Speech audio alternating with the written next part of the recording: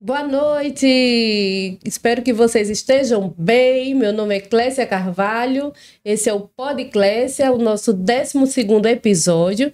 E hoje eu estou aqui com uma pessoa pra lá de especial, pedido da mulherada, mas antes de apresentar ela, por favor, se inscreve no canal, curta, compartilhe, deixe seu comentário, deixe sua pergunta. Todas as perguntas serão respondidas hoje e aquelas que não serão respondidas, eu prometo encaminhar para essa pessoa maravilhosa. Estou aqui de frente com ela, já estava batendo um papo. E como eu falei para vocês, né? O pedido da mulherada tem que ser atendido.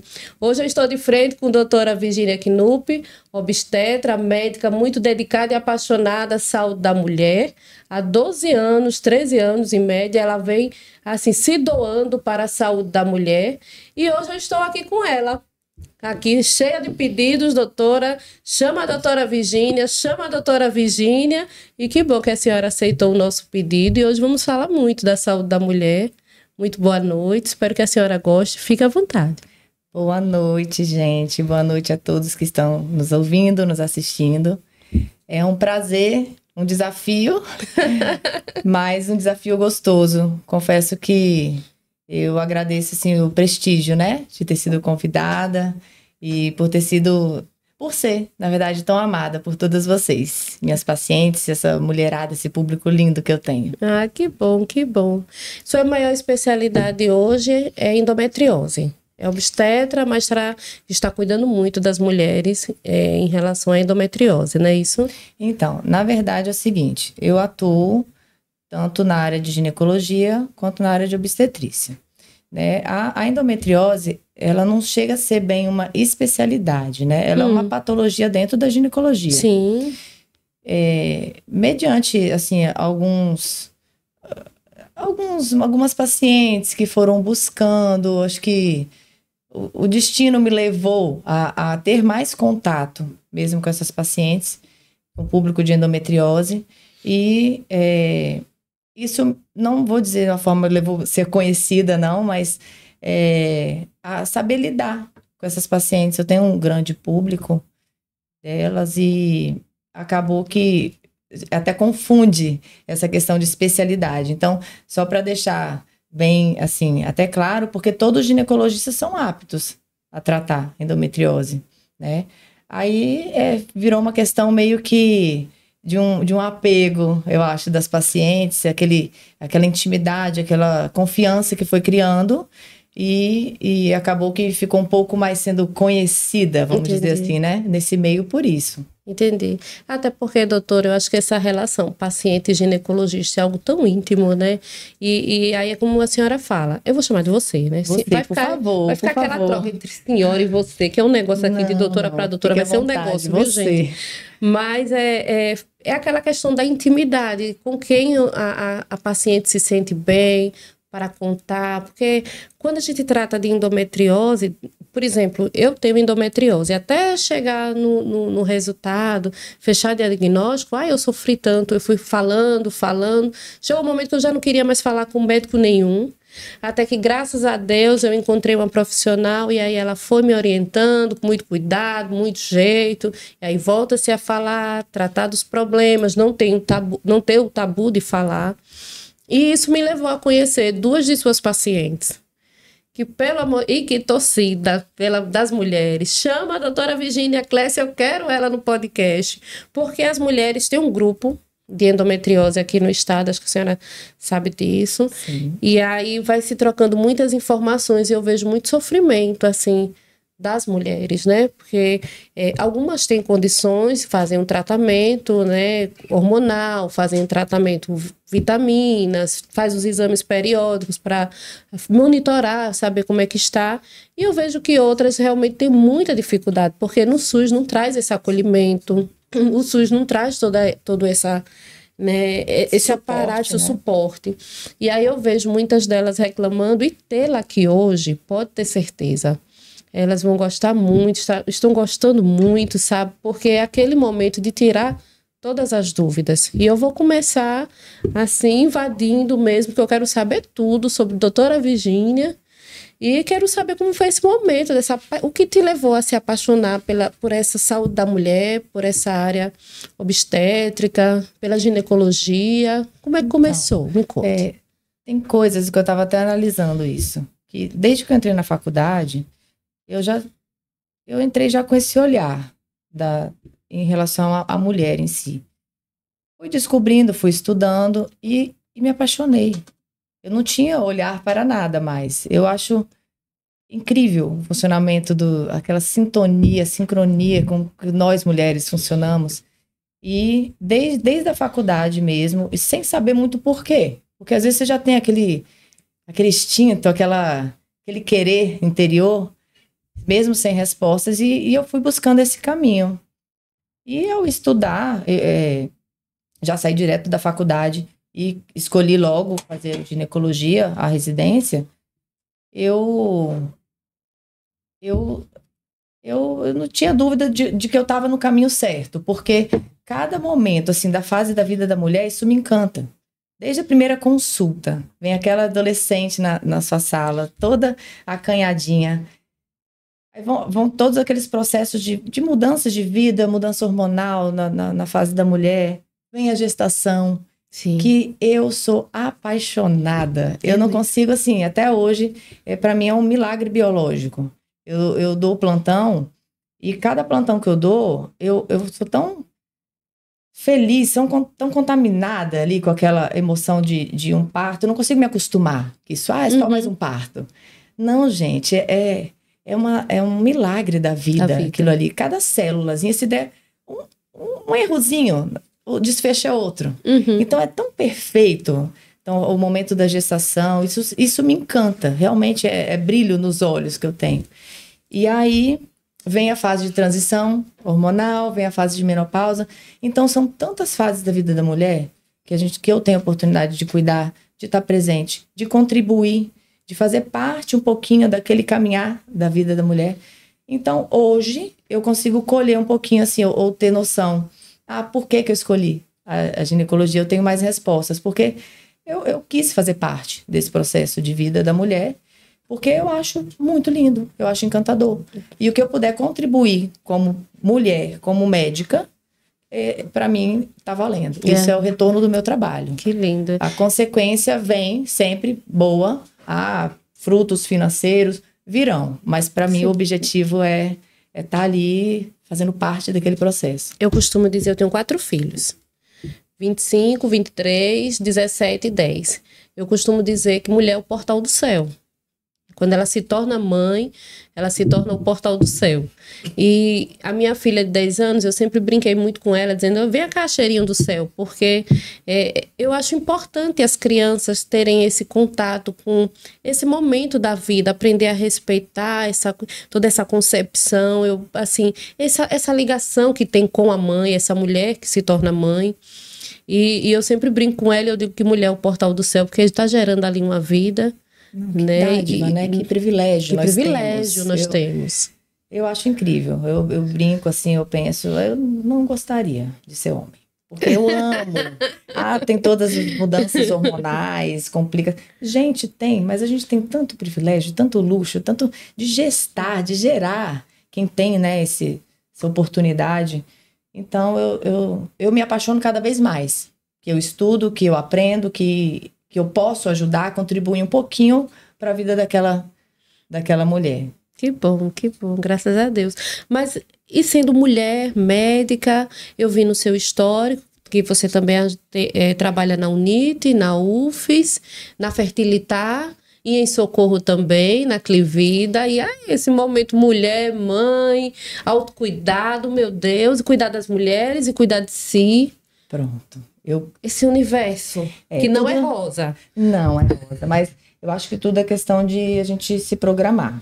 E, em primeiro lugar, isso é muito clichê, talvez, mas eu acho que você trabalhar no que você gosta é gratificante. Verdade. É amoroso, é gostoso, você tem troca, né? Você recebe o que você dá. Então, e o que eu gosto dessa parte da minha rotina, que ela é uma rotina... Todo dia eu tô num lugar. Eu não tô... E eu gosto disso. Eu escolhi isso, na verdade. Então, eu consigo conciliar. Por quê? Tem vezes na minha semana, tem um dia da minha semana eu dou plantão. Não abro mão porque gosto daquele momento, gosto do contato com o público, gosto de poder, nesse dia de plantão, eu tenho os alunos que ficam comigo. Então, os alunos que que me acompanham, na verdade, é da parte do internato. Sim. Então, é mais da prática médica, né?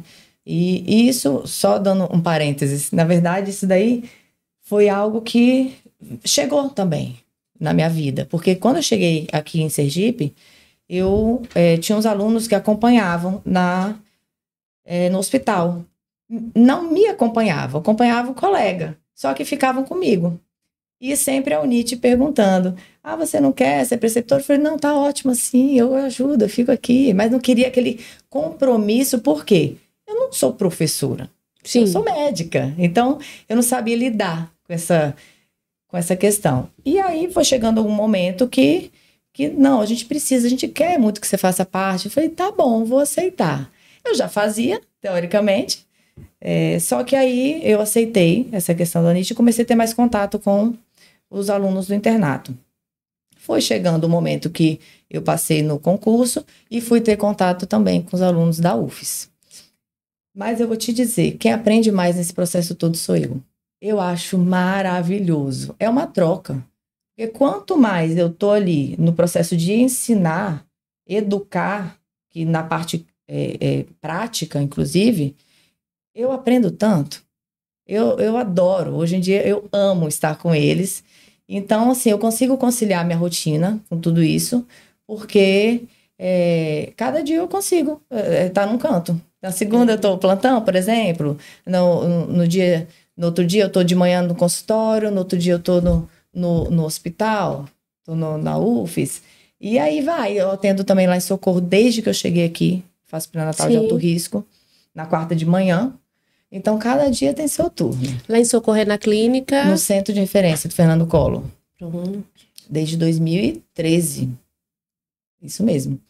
E aí, eu consigo dar. Então, para tudo. Deixa eu perguntar. Alberto, você não conhecia a doutora Virgínia, não? Eita, Lele, eu sei que você que está aí do outro lado já sabe quem é Alberto, que é meu assessor. E como vocês sabem, a doutora Virgínia vai saber agora, né? Nós estivemos à frente da coordenação da atenção primária lá em Socorro. Então, lidamos muito com os médicos dos centros de especialidades. E agora me veio essa informação tão gostosa de saber. Que coisa boa. Adoro o meu cantinho. Toda quarta de manhã tô lá.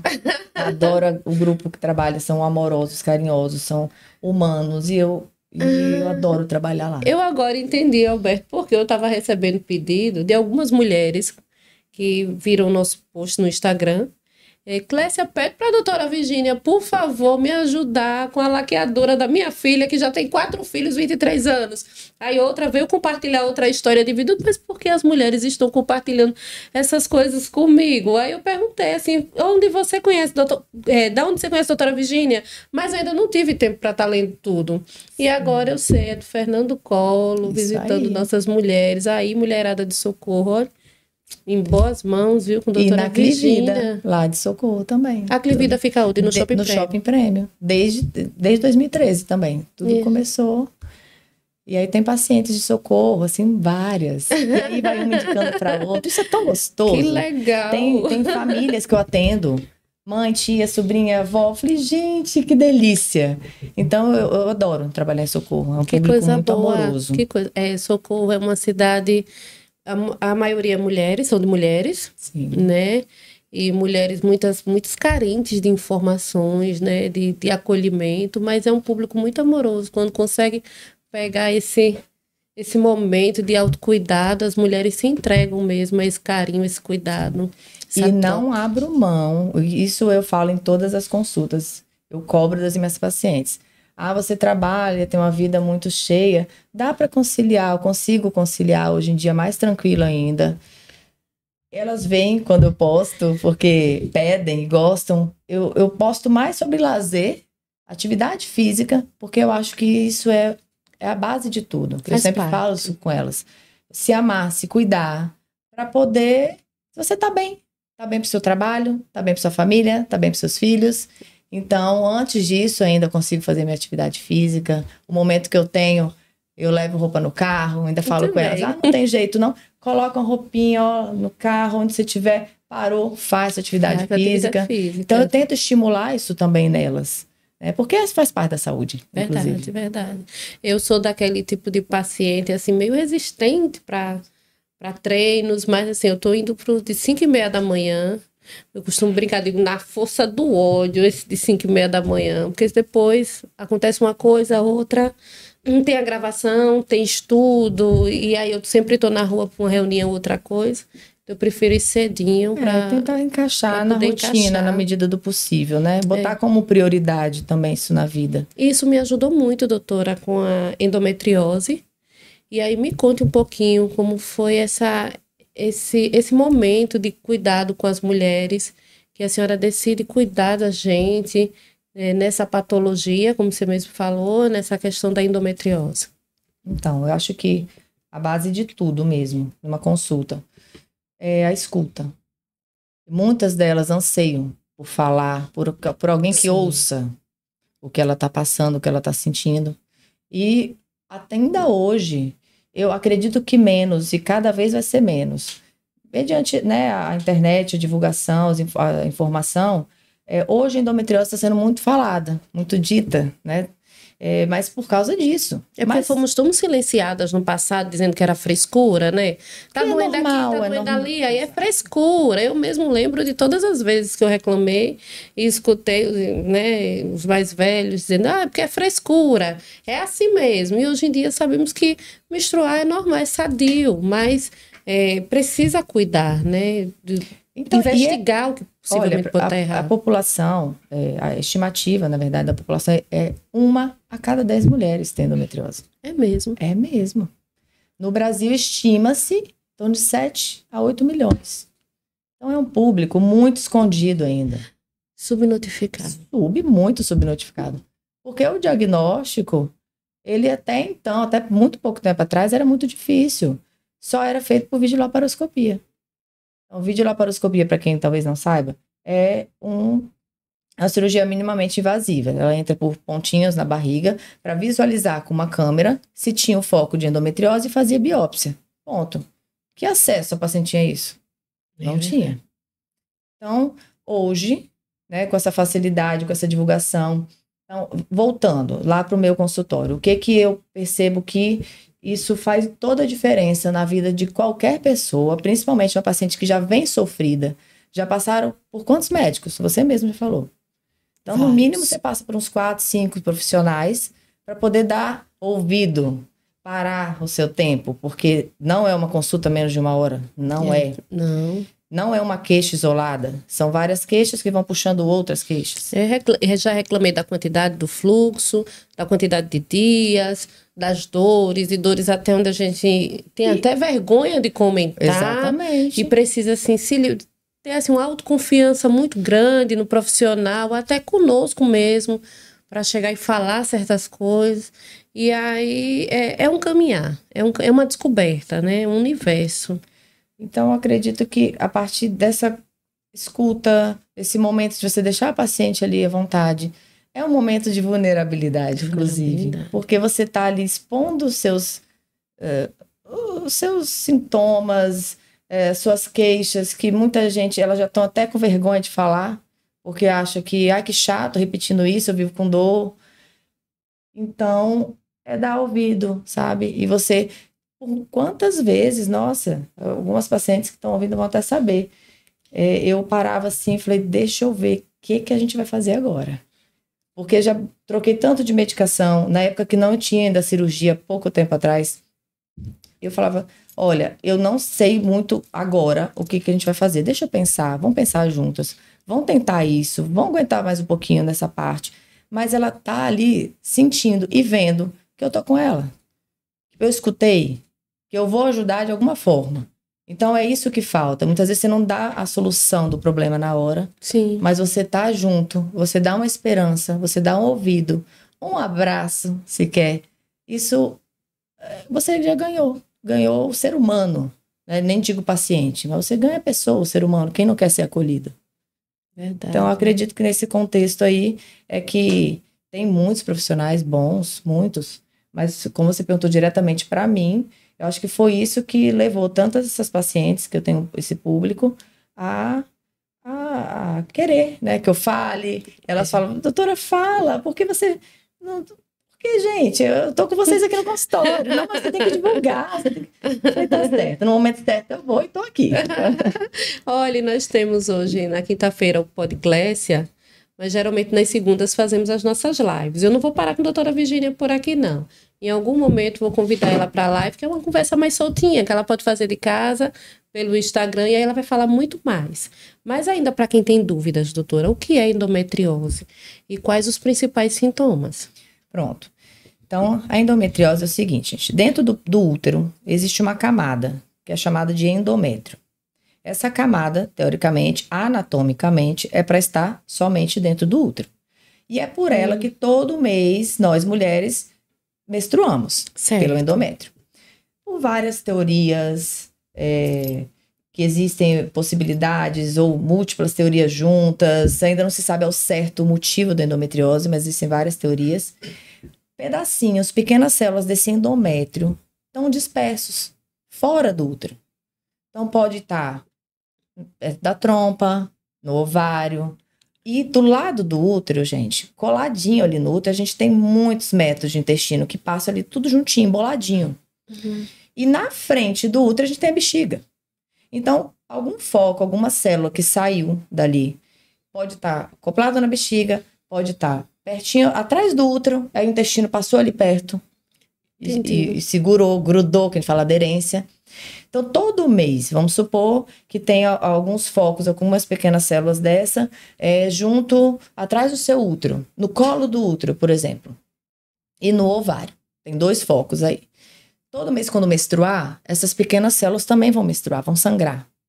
Então, pequenos sangramentos todo mês, aquilo irrita. O sangue, ele é irritante.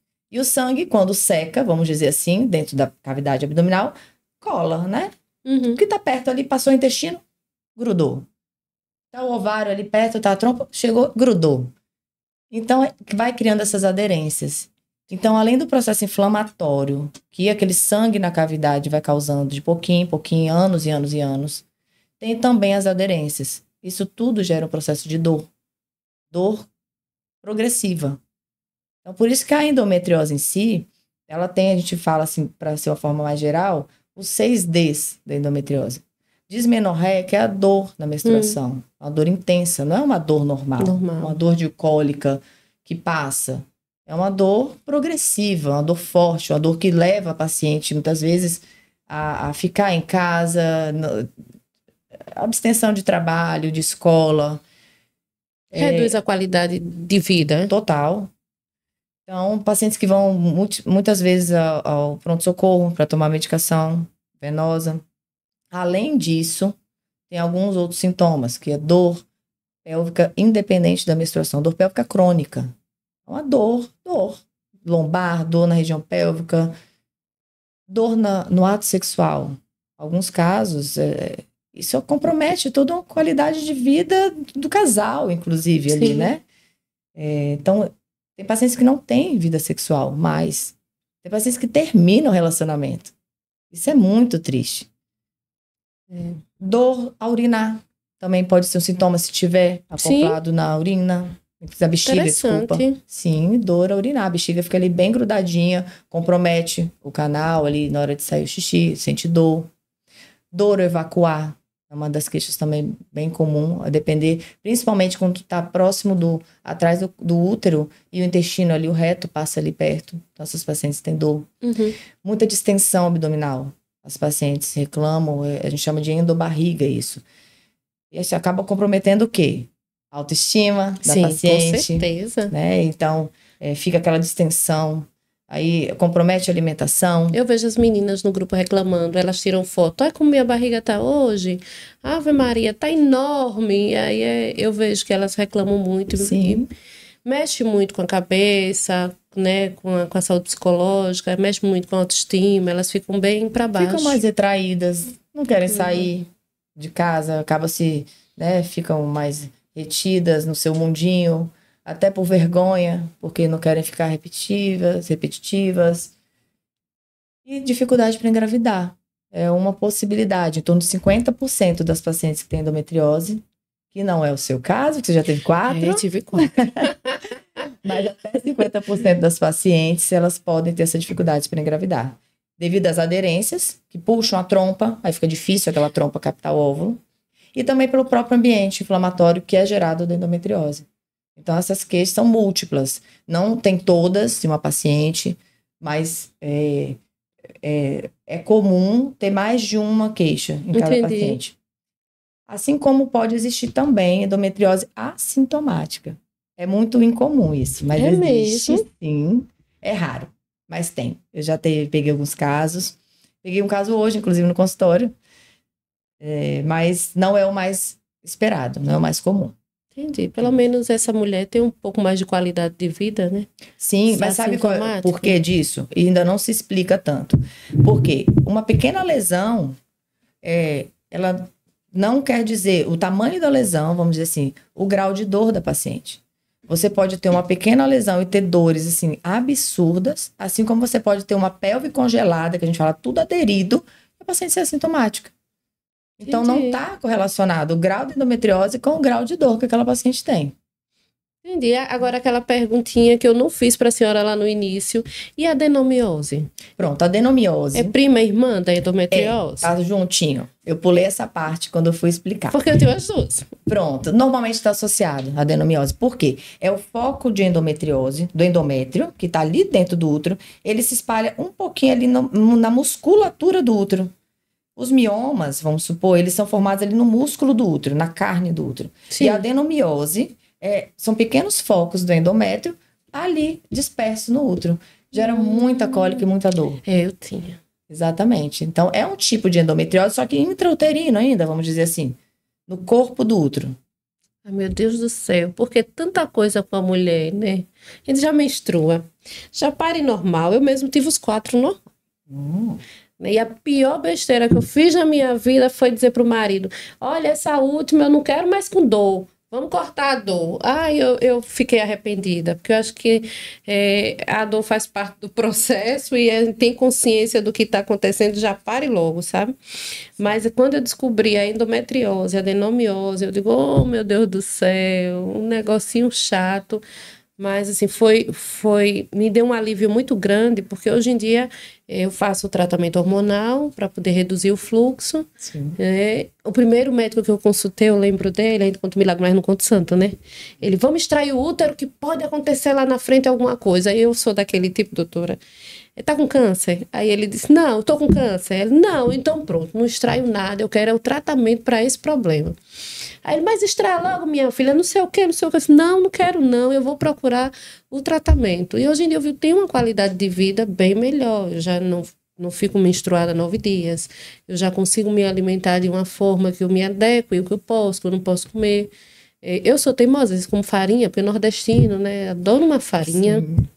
Nordestino gosta de umas coisas assim, mas assim, é muito pouco que eu como açúcar, praticamente, eu não como, não faço ingestão de açúcar. Então, assim, eu adquiri uma qualidade de vida para lidar com ela. Mas eu fico imaginando a quantidade de mulheres que não têm essas informações que eu tenho. Pronto, então, isso que eu ia falar. O mais importante é esclarecimento. Porque fala-se em endometriose, eu observo isso no meu consultório, né? Mas acredito que ainda exista muito, porque está começando agora essa divulgação. Fala-se sobre endometriose, a paciente ainda se assusta. Nossa, eu tenho endometriose. Porque é uma doença, uma patologia que não tem cura. Vamos dizer assim, realmente não tem cura, mas tem um controle. Não é uma doença que você vai morrer disso. Eu ainda chego e converso com ela sobre isso. Então, esclarecer o que tem de tratamento é o primeiro passo. Porque vem no desespero, e eu já tive pacientes, eu tenho pacientes que pegaram dessa fase, que chegaram, doutora, eu tirei útero. Consegui, achei o médico que tirou meu útero. 25 anos. Poxa. 25 anos. Eu fiquei tão, assim, horrorizada com essa história. O psicológico dela totalmente abalado. Porque não é retirar útero. Então, você tem que saber o que é que você tem de endometriose. Se fosse só uma adenomiose, você tiraria útero, você pararia de menstruar, ok. Mas não é uma simples esterectomia. E os outros focos que ficam? Ela continua com dor e pior. Porque quem vai lá tira só o útero, ela vai continuar com mais dor. Porque os focos ficam, vai ter a dor da aderência da cirurgia, e o problema dela não foi resolvido. Vai precisar de continuar usando medicação, inclusive, para abafar, para suprimir, né, aqueles focos que ficaram. Então, saber o que tem, saber o que é endometriose, qual é a condução desse tratamento, quando é que tem indicação cirúrgica, porque a cirurgia não vai resolver o problema total da endometriose, de todas as endometrioses, vamos dizer assim, resolve sim, muitos casos, mas precisa de manter o acompanhamento depois, continuar. Eu falo assim, uma analogia criada por mim, né? Só para talvez para o paciente entender. Certo. Uma pessoa hipertensa, ela não deixa de ser hipertensa, a não ser que ela mude muito a qualidade de vida dela, emagreça, e pode ser que pode ficar hipertensa, em alguns casos, tá? Mas a pessoa hipertensa não vai cuidar a vida inteira? A endometriose a gente vai cuidar a vida inteira. Coisa. Então, mas isso pode virar um câncer? É o primeiro medo. Realmente, é o primeiro medo delas. É muitas. O que eu tive, né? Exato, tire o útero, eu tô com câncer. Isso. Não, então, deixa ela aí, vamos cuidar. Exatamente. Então, isso já acalma a alma. Você saber o que você tem. Já feito um diagnóstico, já acalma seu coração.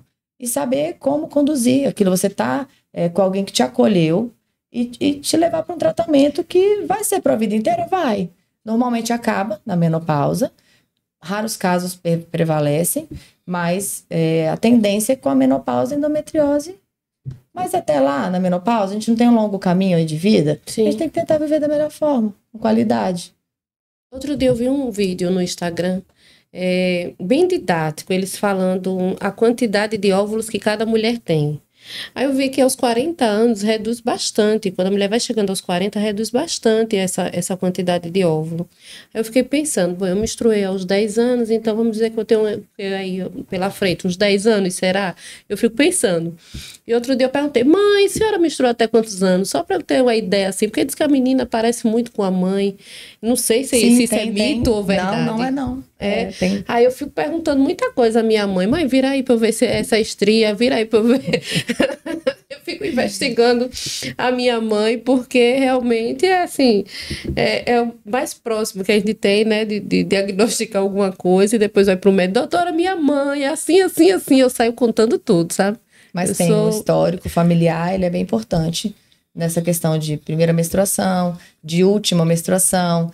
Pacientes com primeiro grau de endometriose têm mais chance de ter endometriose na família, inclusive. Entendi. E qual o perfil, assim, da mulher que mais desenvolve, assim, endometriose ou não tem perfil? Não vou dizer que tem perfil, vamos lá. Talvez tenha um público que se pareça mais. Tem. Então, endometriose é uma doença não, vamos usar uma patologia que ela se manifesta no menarqume. O que é o menarqume? É aquela fase de vida reprodutiva da mulher. Então, uma média em torno de 20 aos 40 anos é a população mais prevalente. Inclui um perfil daquelas queixas muito comuns de dor na menstruação, isso é quase 100%. Dor no período menstrual, cólicas intensas, e aí vem aqueles outros sintomas que a gente comentou, dor no ato sexual, dor ao evacuar, aquela questão da barriga que você ainda falou, que no grupo muitas comentam, isso é muito comum. Essa endobarriga. Alguns casos vêm as pacientes com dificuldade para engravidar também. Então, a história ela meio que se repete um pouquinho. E o que eu venho observando e que a literatura também traz para a gente, e eu acabo correlacionando isso muito no consultório, são associações com algumas doenças autoimunes. Não quer dizer que a endometriose cause doença autoimune e vice-versa. Sim. Mas a gente observa algumas associações. Por exemplo, lúpus, tireoidite de Hashimoto, que é uma doença da tireoide. Outra associação, síndrome do intestino irritável. Muito prevalente também entre os pacientes. Fibromialgia, eu acho que é o mesmo. Topo. Muitas pacientes com endometriose têm fibromialgia. Acredito eu, tá? Porque muitas delas, não vou generalizar, mas elas vêm de anos de sofrimento, de dor. E isso acaba gerando o quê? Um componente ansioso por trás disso. Da ansiedade, muitas vezes por frustrações, não conseguir engravidar, não conseguir um tratamento que surta um efeito adequado nela, vai gerando o quê? Uma depressão. Já entra pela saúde mental. Já entra pela saúde mental, que puxa o quê? A fibromialgia. Então, meio que uma bola de neve, assim, sabe? As coisas vão aumentando. E por isso que precisa, é muito importante, eu foco isso muito com elas, mesmo com toda a dificuldade que a gente tem ainda no sistema público, a gente precisa de uma equipe multidisciplinar. Então, o acompanhamento psicológico, muitas vezes no consultório, eu converso mais ainda sobre como é que você está, como é que está em casa, e a paciente chora. É isso, faz parte da consulta. Ali é o momento dela poder desabafar. Muitas vezes os sintomas vêm, mas ela já traz para mim outras coisas antes disso. Então, é um conjunto. Não adianta tratar uma coisa só, separada. É junto. É o tratamento da dor, com bloqueio hormonal, com a fisioterapia pélvica, com o psicólogo, com a nutrição. E a gente junto ali, podendo dar esse suporte ao paciente. E o caso que for indicação cirúrgica, vai para indicação cirúrgica também. Senhora falando assim, eu fiquei aqui pensando, a saúde da mulher me parece que ainda está tão no início, né? Toda a descoberta de cuidados ainda, tudo que o SUS ainda tem que ter para cuidar da gente. Eu fiquei, enquanto você falava, aqui pensando, gente, a saúde da mulher precisa avançar muito e precisa avançar ainda, sempre tema ainda mais importante e preciso na Câmara dos Deputados, na política pública, sim, né? Porque é um caminhar. Mas precisa de ter esse conhecimento, precisa de levar isso. Verdade. Porque as comissões precisam quem tá melhorar. E nem está na área de saúde, inclusive, não sabe. Quem sabe que 1 a cada 10 pacientes, mulheres, tem endometriose? É assustador, né? É. Então, olha quanto caso aí. Subnotificado. Ficando para lá e vai passando. E não chegou a quem deveria chegar, né, para buscar ajuda e lutar para essas pacientes. Esse grupo que foi criado, elas estão conseguindo muita coisa. E eu fico vibrando por trás, torcendo por elas, na medida do possível que eu posso ajudar, eu ajudo. Mas elas estão ganhando uma força que agora é só para frente, para trás não vai mais não. Manda um beijo para Cleide, para... como é o nome dela? Cida. Aproveita, porque elas devem estar lá. Meninas. São tantas, gente. Se eu citar o nome de umas aqui, não citar de outras, eu vou... Mas em nome de Cleide e Cida, estamos mandando um beijo para todas as meninas do grupo, todas as pacientes da doutora, porque realmente é aquele momento de conhecimento. E que bom que ela está aqui. Eu estou entrevistando ela e olhando para o olho dela e vendo toda a paixão que ela está tratando da saúde da mulher, da nossa saúde. E é tão importante ver mulheres comprometidas, profissionais comprometidas, porque hoje em dia o amor tem que estar em tudo, mas encontrar um profissional que realmente queira cuidar do outro com esse carinho faz toda a diferença. O acolhimento faz toda a diferença na vida de um paciente, na relação paciente-profissional.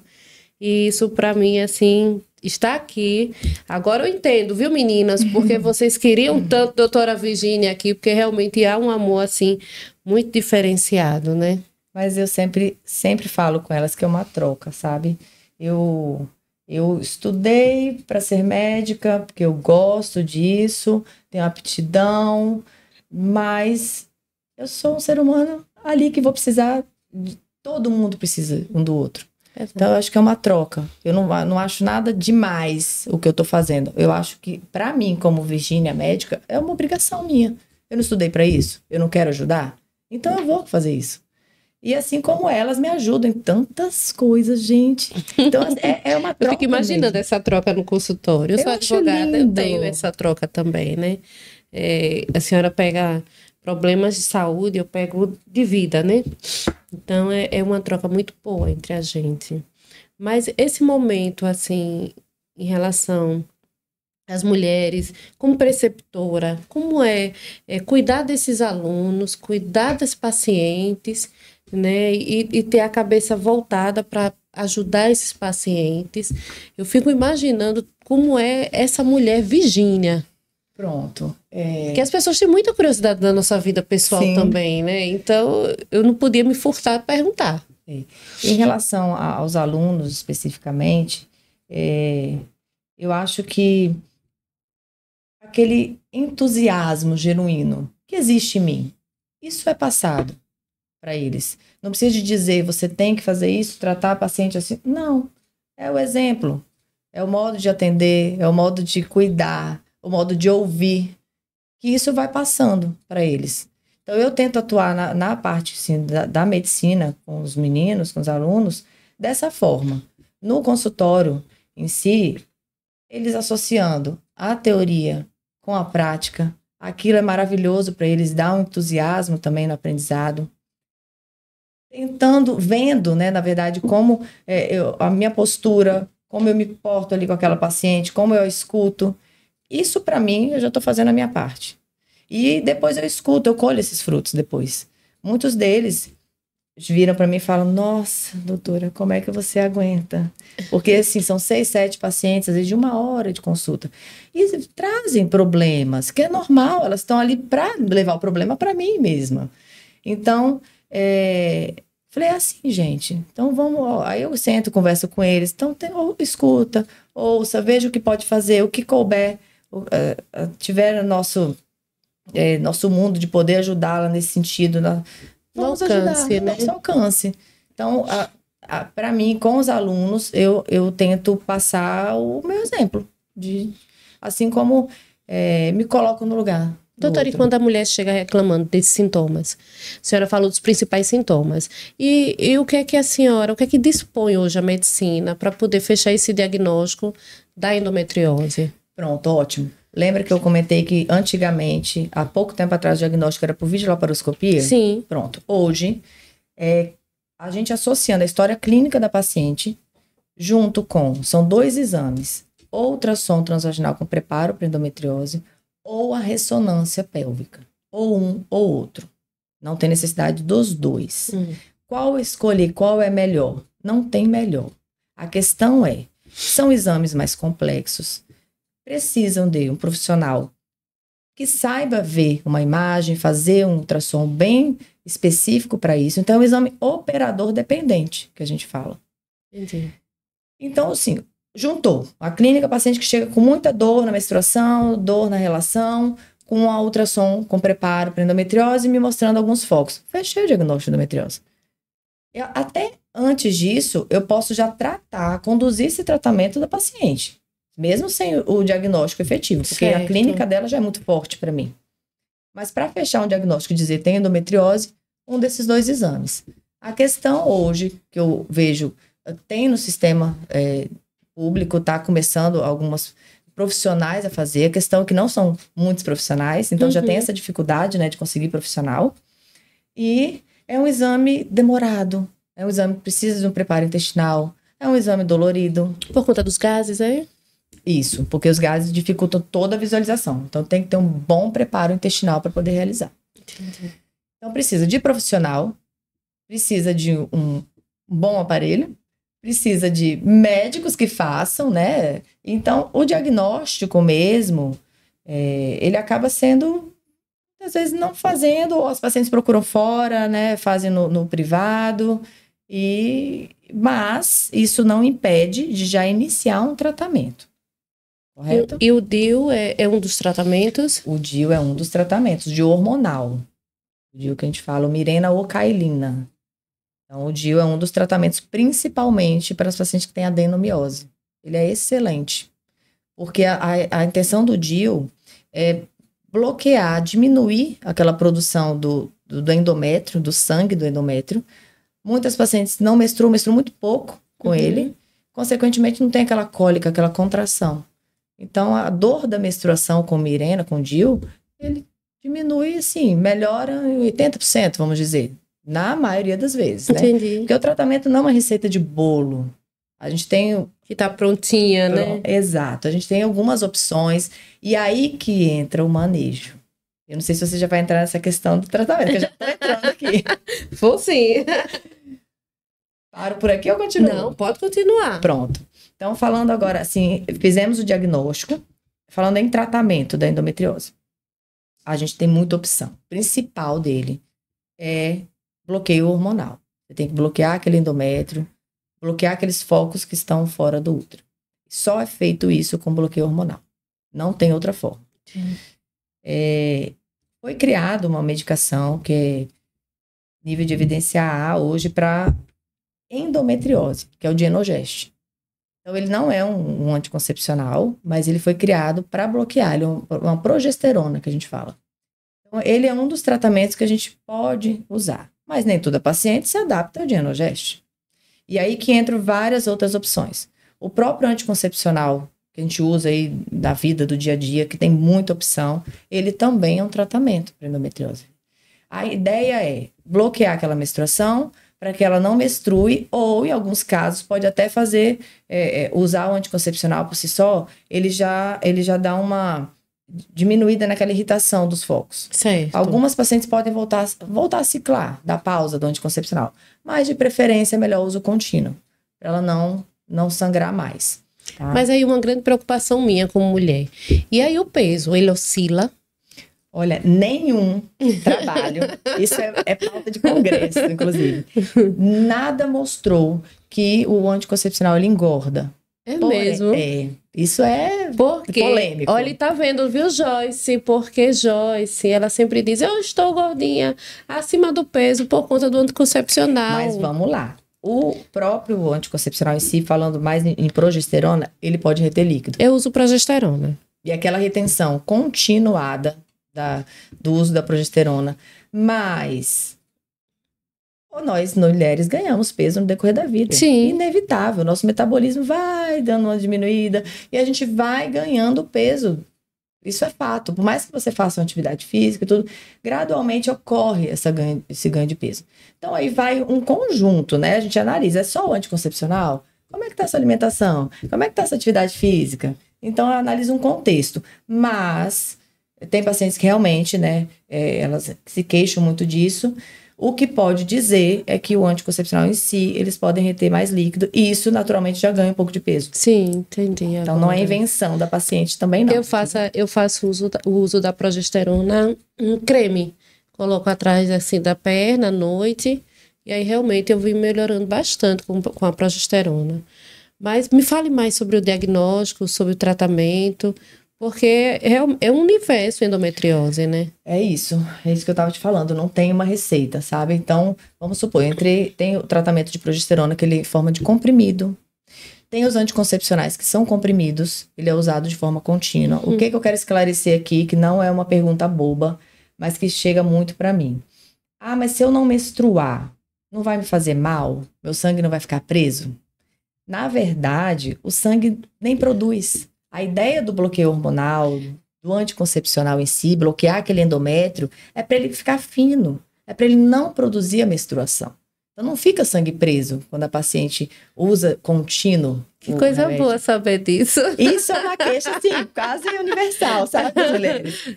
Mas é um conforto saber. Eu explico, não fica nada preso, só não vai produzir. Então a ideia do anticoncepcional é essa. Porque vem a queixa, mas e a saúde da mulher na menstruar? Depende. Uma paciente que tem endometriose não é uma saúde menstruar. Aí eu li em algum lugar que é a limpeza do corpo, menstruar. É isso mesmo, é fácil. Para quem tem aquele ciclo hormonal certinho, que a gente tem 2 fases do ciclo, que produz estrogênio, depois progesterona, ovula, progesterona e menstrua. Isso é o funcionamento normal da mulher, vamos dizer. Sim, a menstruação, ela está dizendo pra gente, ó, seu corpo está funcionando em sincronia ali com os seus hormônios. Mas para quem tem uma dor dessas todo mês, isso é saúde? Não é. Então, o que a gente tem que fazer? O que a gente dispõe hoje de tratamento é tratamento hormonal. Inicialmente é isso. Bloquear a menstruação, para justamente nem formar a menstruação. Entendi. Fiquei feliz, saber. Mais conhecimento, viu? Eu imaginei que, assim como muitas mulheres, imaginei que será que o sangue fica preso? Pronto, eu imaginei que essa dúvida seria bem... E, então, além dos comprimidos, existem injeções, que é uma outra forma de tratamento. Eu vou normalmente, é aquilo que eu falei, não tem, eu vou entrar com esse, depois com esse. Não, eu vou sentindo a paciente. Conforme a paciente, Às né? vezes ela não pode usar, você já me falou, não sei se foi você agora, comentou que tem enxaqueca. Não, mas eu tinha bastante. Enxaqueca não pode, não se deve usar anticoncepcional normal de estrogênio e progesterona. Então eu tenho que entrar com anticoncepcional só de progesterona, uma medicação. Não deu certo, eu posso tentar injeção. Aquela injeção de 3 meses. Não deu certo, eu posso ver o DIU. Entendi. Ah, não deu, tem adesivo. E tem as mulheres que ainda crescem o útero, né, doutora? Por conta de toda essa inflamação, né? Endometriose é inflamação, é isso? Isso, exatamente. Então ainda tem a questão do crescimento do útero. Então, e aí não pode colocar o DIU, é isso? Não, normalmente, assim, pode ter alguns fatores associados. Ela pode ter uma hipertrofia uterina por mioma, por exemplo. Então, é uma coisa sobreposta à outra. Entendi. E aí acaba que pacientes que têm mioma, por exemplo, útero muito grande ou miomas, tem um risco de poder expulsar o DIU. Então já não seria um tratamento muito adequado o DIU para essa paciente. Certo. Existe ainda, e ainda vai subindo, né? Assim, de acordo com a necessidade. Tem pacientes que eu preciso bloquear totalmente, fazer ela entrar na menopausa. É uma medicação chamada antagonista de NRH, que eu preciso de usar para ela, porque eu já não tenho muita opção mais. Vamos partir para essa. Ela entra na menopausa no período que ela usa. Isso é reversível. Entendi. Mas eu preciso para que ela entre na menopausa? Para não ter hormônio nenhum ali atuando para pelo menos parar aquela dor. Aí pode dar outros sintomas. Aí realmente é quando a queixa já é, né, extrema, é isso? Exato. Às vezes não se adaptou. Tem pacientes que são super intolerantes a vários métodos contraceptivos. Vários. E eu acabo vendo uma dúvida. Quando você falou de alimento em relação à nutrição e tal, eu vejo que muitas mulheres reclamam em relação ao leite. Então, isso daí também não quer dizer que o leite seja algo que possa piorar a endometriose, tá? Mas ela pode ter uma certa intolerância àquele leite. Ela já tem uma alteração gastrointestinal por causa da endometriose e aí piora mais ainda os sintomas. Entendi. Lembra que uma sobrepõe, vira e mexe uma associação de algumas patologias, síndrome do intestino irritável. É por isso que é importante associar outros profissionais, né, a esse tratamento com a ginecologista, no caso, a nutricionista. É super necessário. Psicólogo, né, doutora? Super necessário. Faz parte do tratamento essa condução. Não dá. É uma rede de cuidado, né? Totalmente. Muito importante. E aí, agora? Chegamos a 50 minutos. Já? Imagine. Gente, vou contar um segredo. Ela disse assim, eu estou nervosa, porque eu nunca fiz podcast. Eu disse, mas vai ser uma conversa tão boa que você nem vai perceber. Foi bom. Adorei, quero mais. 50 minutos, tá vendo? Precisamos ter muito papo, gente. Mas para quem quer acompanhar a doutora Virgínia, receber mais dicas suas pela manhã, tarde, noite, em relação à saúde da mulher, te acompanhar. Quais são suas redes sociais? Tem Facebook, tem Instagram, tem YouTube? Passe tudinho, porque o pessoal tá curioso. Gente, na verdade, acho que só tem Instagram, tem Facebook ainda, mas sua principal rede é Instagram. Isso. Meu Instagram é doutora.vicnup. Eu estou alimentando ele um pouquinho mais a pedido das minhas pacientes e vendo essa necessidade também. É importante disseminar, né, as informações e eu vou atuar um pouquinho mais nisso aí. Podem me cobrar, inclusive. Alberto, depois, por favor, sobe nos nossos comentários o @ da doutora, o pessoal procurar ela até, viu? E eu já tô seguindo, né? Pelo amor de Jesus, né? Tô, né, que eu vi. E coloca lá, ativa lá o sininho tudo direitinho, viu, Beto? Pra gente poder também receber dicas. Eu sou mulher, eu gosto de receber dicas também, né? Afinal de contas, influencia no nosso cabelo, no nosso bem-estar, na autoestima, na unha, em tudo, né, doutora? Então, vamos pegar essas dicas, porque eu quero, assim, ficar bem, as mulheres desse estado também. Que bom te conhecer. Igualmente. Muito bom. Prazer estar aqui, adorei. Que coisa boa. Eu quero mais, fiquei com gostinho de quero mais. Vamos falar muito de endometriose. Você falando, eu já pensei nos miomas, já pensei em tantas outras coisas, já pensei em menopausa, já pensei em associar com uma outra profissional e bater aquele bate-papo gostoso aqui de mulheres, e vai dar certo. Maravilha. Vai dar certo. Mas deixa uma mensagem para as nossas mulheres que estão nos assistindo essa noite. Então, eu acho que a mensagem mais importante que eu quero só reforçar, né, para vocês, que você não está só, né? A sua dor é real, a sua luta é grande, mas a sua conquista também já está chegando, acho que já chegou. Persistam, né? Lutem pelo seu bem-estar. Cuidar da sua saúde é o primeiro sinal de amor próprio, assim, que a gente tem por nós. E eu vou estar à disposição, sempre na medida do possível que eu puder ajudar, lutar junto, orientar, e para sempre uma busca de uma qualidade de vida. Que bom, que bom. Minha Flor, muito obrigada. Eu que agradeço. Por ser essa profissional maravilhosa. Possivelmente eu também estarei nessa fila de clientes, viu? De pacientes, porque você é encantadora. Uma honra. Assim, falar, ter uma profissional que nos esclarece das coisas é tão bom. É tão bom, é encontrar aquela paz necessária para seguir o tratamento necessário, muito obrigada, né? Clécia, Muito adorei. obrigada. De verdade, é uma honra estar aqui e espero realmente poder contribuir aí para a população, como pessoa, como médica e como amiga aí para quem precisar. Muito obrigada, viu? Agradeço. Vamos aos intervalos. Vamos ao intervalo, na verdade. Quando voltarmos, estaremos com o Dr. João Carvalho no Minuto do Direito. Siga a doutora Virgínia nas redes sociais.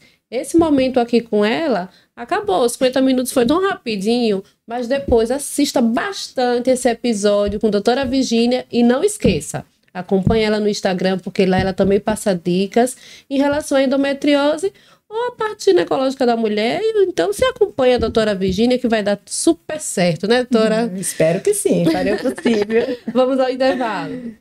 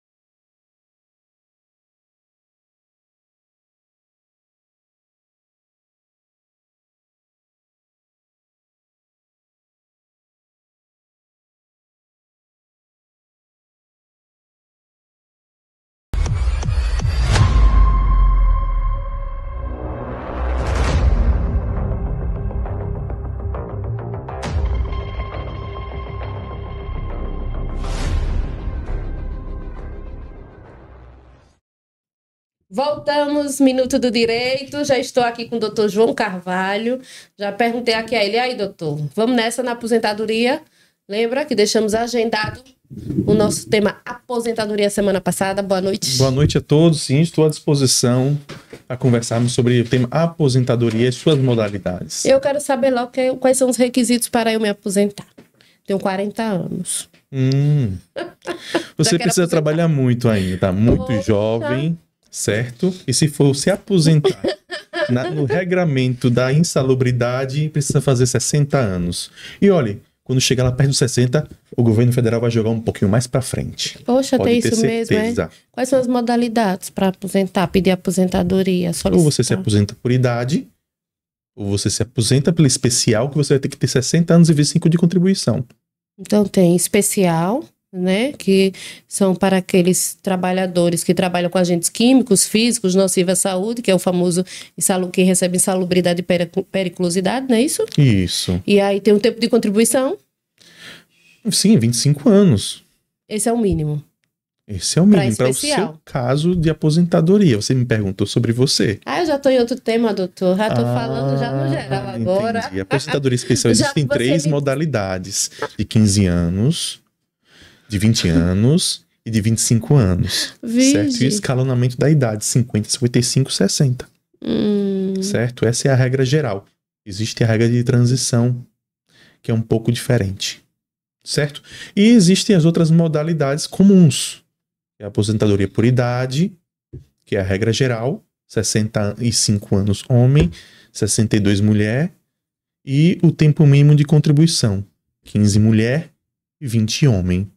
E existem as regras de transição, para aquelas pessoas que estavam próximos a se aposentar no ano da reforma da Previdência, no ano 2019, e não conseguiram chegar lá.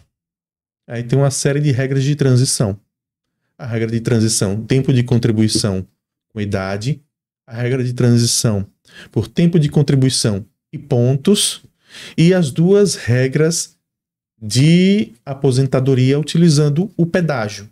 O pedágio de 50%, que incide fator previdenciário e não exige idade alguma, e a aposentadoria de 100% do pedágio, que exige uma idade mínima de 57 anos mulher, 60 homem, e um pedágiozinho para pagar, fazendo as contas a partir do ano 2019.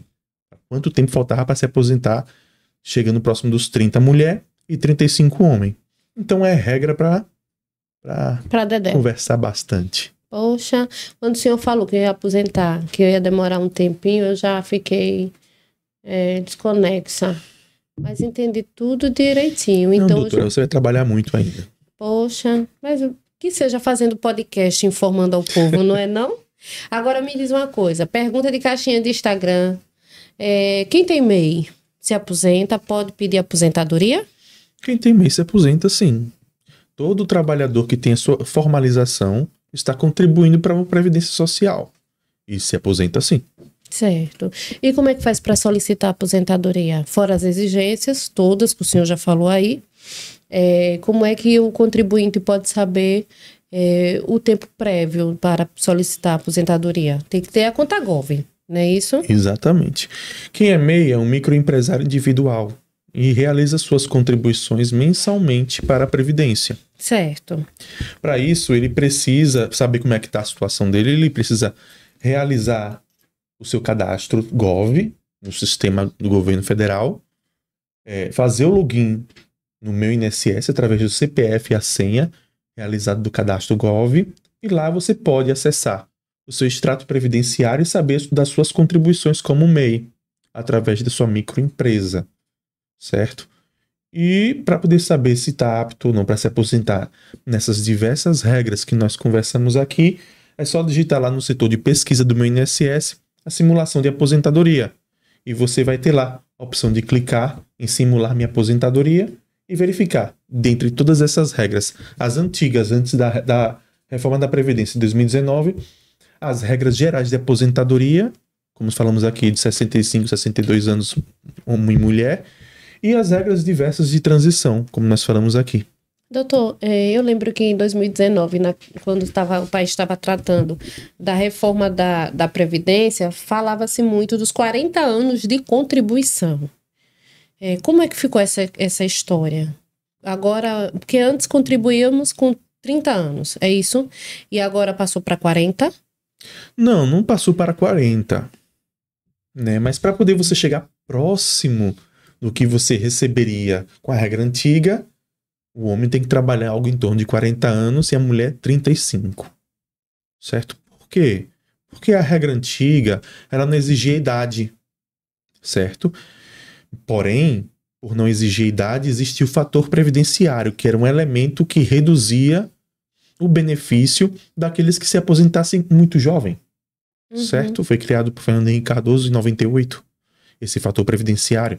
Então, aquele que já bateu os 35 anos homem e 20 e 30 mulher naquela época, poderia se aposentar sem precisar, independentemente da idade. Nós temos pessoas que são aposentadas desde os 45, desde os 49 anos, desde os 50 anos de idade. Porque atingiu esses requisitos. Porém, o fator previdenciário ia firme. Porque quanto menor a idade, o fator previdenciário era mais forte. E reduzia o benefício, incentivando aquele a desistir de se aposentar com a idade tão cedo e se aposentar um pouco mais tarde, com a idade mais madura. E assim o fator previdenciário seria reduzido. E foi quando o governo federal, em 2016, acho que foi o governo 2014, 16, o governo Dilma, realizou uma alteração inserindo a possibilidade de, através da pontuação, se você atingir determinada pontuação, você afastar o fator previdenciário e conseguir se aposentar. Somente com o tempo de contribuição, independentemente da idade. Mas tem que ter a pontuação, que era o tempo de contribuição mais a idade. Certo? Então, esse regramento antigo, Ele, quando fazia o cálculo, ele só aproveitava os 80% maiores contribuições, desprezando os 20% de contribuições que fossem valores baixos. Naquela época que você recebia o salário mínimo no início da sua carreira, afastava aqueles valores e só somaria os 80% maiores valores. Isso daria um valor muito maior de aposentadoria do que hoje. Hoje o regramento geral exige que seja calculado através do 100% do seu tempo de contribuição, desde 1994 para cá. Então, em 94, aquele tempo que você trabalhou e recebeu o salário mínimo vai ser contabilizado para a sua aposentadoria. E você sabe, quando tira a média, o início da carreira com o salário de R$100 e o final da carreira com o salário de 5 mil. Quando você tira a média, aqueles 5 mil baixa. E aqueles R$100 aumenta. E tira a média. Você vai se aposentar praticamente com R$2.500, R$3.000, recebendo hoje 5 mil. Então causa um impacto muito grande a regra nova. Porque a regra exige 100% da média. Isso se você trabalhar 40 anos. Isso se você trabalhar 35 anos mulher. Porque a regra para se aposentar por idade, por exemplo, 60 anos homem e 62 mulher, exige no mínimo 15 anos de contribuição mulher e 20 homem. O que significa isso? O que é que a lei diz sobre isso? Que o homem, 20 anos, começa o seu percentual da média com 60%. Aquele cálculo que você faz com 100% com 40 anos, com 20 anos você começa com 60%. Então o homem, se trabalhar mais um ano, ganha mais 2%, 62%. Então quanto mais tempo ele trabalha, mais ele vai ganhando 2%. O homem que começa com 60% com 20 anos, quando fizer 30 anos, ele vai ter 70% da média. Ou seja, aquele cálculo rápido que a gente fez aqui, por exemplo, de 100%, você ganhando hoje 5 mil e se aposenta com 2.500, lembre que isso é 100%. O 60% vai ser muito menor. Então, se você ganhava 5 mil e com 100% era 2.500, com 60% pode ter certeza, é o salário mínimo. Então, você sai de um patamar de nível de salário de 5 mil reais no final da sua carreira para se aposentar ganhando salário mínimo. É muita crueldade, viu, com o trabalhador desse país. A finalidade é terminar, encerrar o INSS. O INSS só ser um centro de distribuição de benefícios. Doutor, eu te encaminhei pelo WhatsApp a pergunta de uma internauta nossa, e ela quer que, dentro daquele tema, que é em relação aos 2 vínculos de servidor público, o que fazer quando o servidor público passa em outro concurso e já tem um vínculo. Mas isso é tema para o nosso próximo Minuto do Direito. Mas quero deixar registrado aqui a minha indignação em relação à reforma trabalhista previdenciária, no tocante aos trabalhadores que têm exposição aos agentes nocivos, porque agora taxou a idade mínima, que, salvo engano, é 50, né? 50, 55, 60 anos. Exatamente. Desde quando tinha que comprovar apenas o tempo deles de exposição, né, a esses agentes nocivos, que era 15... O senhor lembra dele? 15, 20, 25 15, 20, anos. 25 anos.